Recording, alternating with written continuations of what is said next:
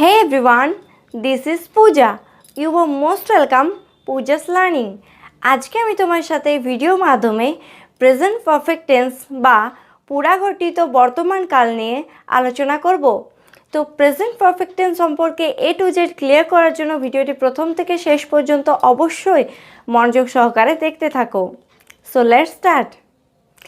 আগে আমরা জানব প্রেজেন্ট পারফেক্ট টেন্স কাকে বলে।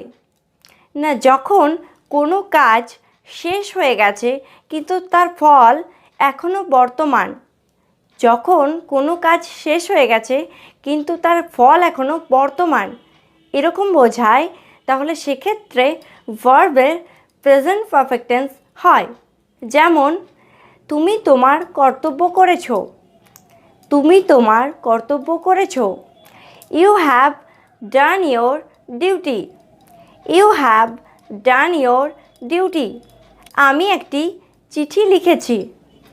I have written a letter, I have written a letter.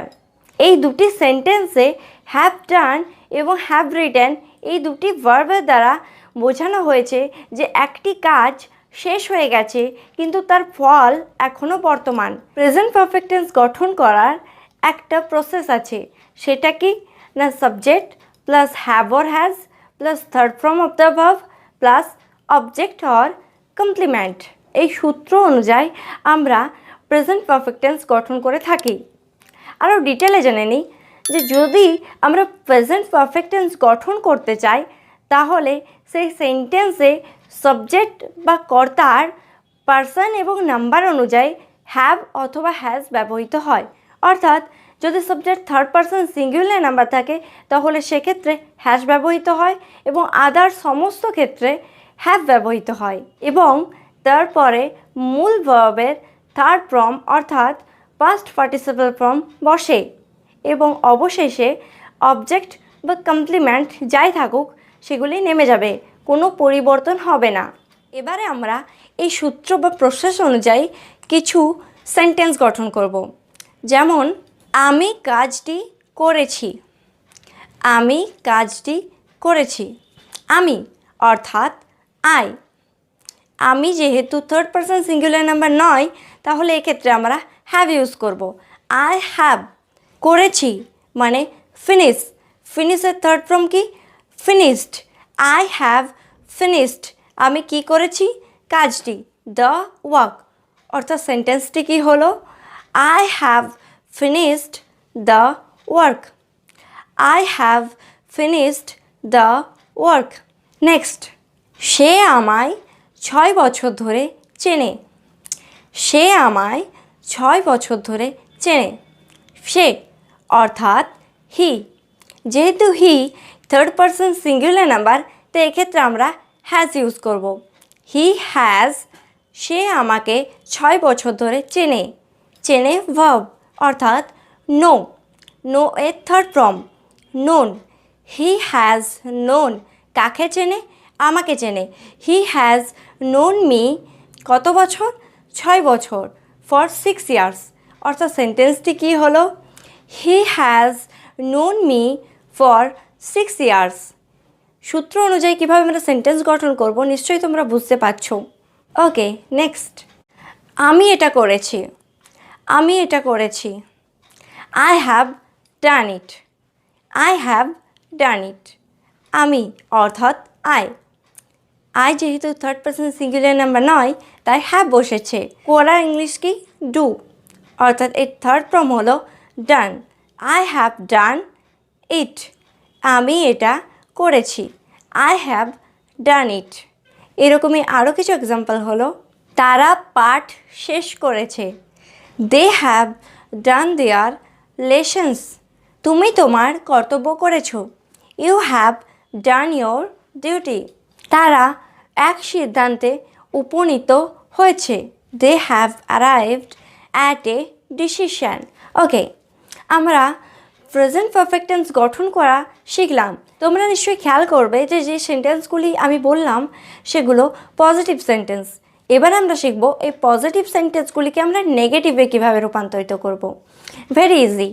Negative sentence গঠন করতে গেলে কি করতে হবে না একটা নট ইউজ করতে হবে কোথায় হ্যাভের পর এবং মেন ভার্বের আগে তাহলে কিছু এক্সাম্পল দেখে নিই যেমন আমি এটা করেছি এর ইংলিশ কি I have done it I have done it আমি এটা করিনি I have not done it I have not done it আমি কাজটি করেছি এর ইংলিশ যদি হয় I have finished the work I have finished the work তাহলে আমি কাজটা করিনি এর ইংলিশ কী হবে I have not finished the work I have not finished the work তারা পাঠ শেষ করেছে এর ইংলিশ যদি হয় they have done their lessons তাহলে তারা পাঠ শেষ করেনি এর ইংলিশ কী হবে they have not done their lessons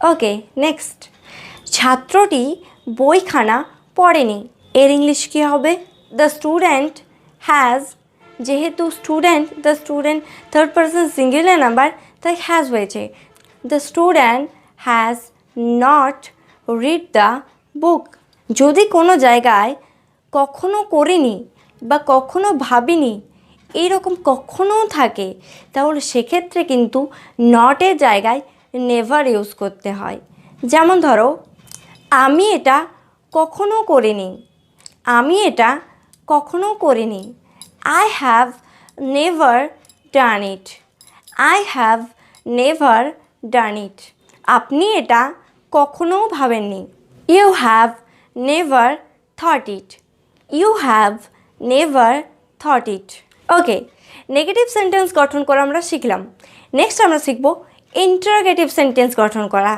interrogative sentence গঠন করার প্রসেসটা কি না first have or has then subject then ভার্বের পাস্ট পার্টিসিপাল ফর্ম এবং at last object or complement so কিছু এক্সাম্পল দেখে নিই আমি বইটি পেয়েছি আমি বইটি পেয়েছি এর ইংলিশ কী হয় I have got the book I have got the book এটাকে আমরা যদি ইন্টারোগেটিভ সেন্টেন্স গঠন করি তাহলে কী হবে আমি কি বইটি পেয়েছি আমি কি বইটি পেয়েছি তো have I got the book have I got the book next আপনি বইটি কিনেছেন you have brought the book you have brought the book এটাকে ইন্টারোগেটিভ সেন্টেন্স যদি গঠন করি তাহলে কী হবে আপনি কি বইটি কিনেছেন আপনি কি বইটি কিনেছেন question mark have you brought the book have you brought the বুক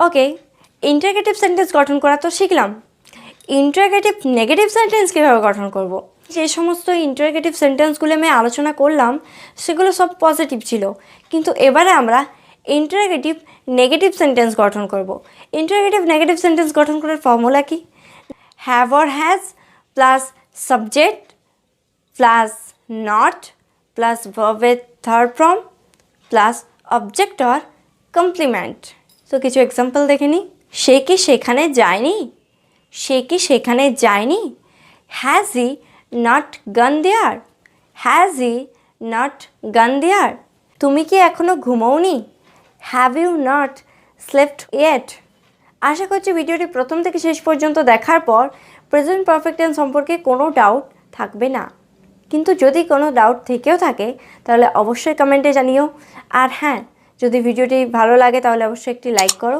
বন্ধুদের সাথে শেয়ার করো এবং চ্যানেলে নতুন হয়ে থাকলে অবশ্যই চ্যানেলকে সাবস্ক্রাইব করে পাশে থাকা বেল আইকনটি প্রেস করো আর প্রথম থেকে শেষ পর্যন্ত ভিডিওটি দেখার জন্য থ্যাংক ইউ নেক্সট ভিডিও আমাদের হতে চলেছে প্রেজেন্ট পারফেক্ট কন্টিনিউয়াস টেন্স নিয়ে